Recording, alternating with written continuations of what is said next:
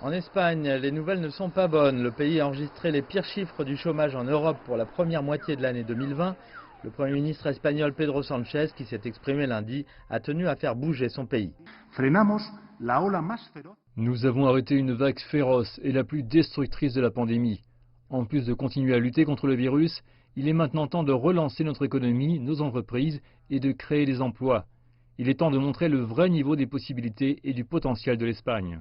Dans la rue de Madrid, une ville qui a enregistré le plus grand nombre de nouvelles infections quotidiennes au cours des 2 dernières semaines, l'opinion est divisée. L'emploi va chuter drastiquement si nous entrons à nouveau en confinement.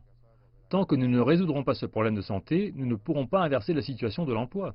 Je pense que nous pouvons le faire, mais en ce moment, les politiciens se battent les uns contre les autres au lieu de chercher un terrain d'entente. Alors, comment l'Espagne envisage-t-elle de relancer son économie? Le gouvernement de coalition du Premier ministre a besoin de l'approbation du budget, mais il doit obtenir l'appui des partis d'opposition. Les négociations ont déjà commencé, mais une route difficile les attend.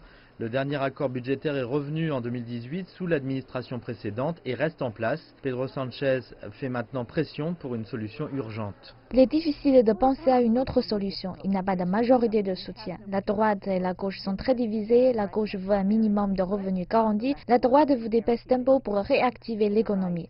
La gauche veut se débarrasser des réformes sur l'emploi. La droite veut des reculer.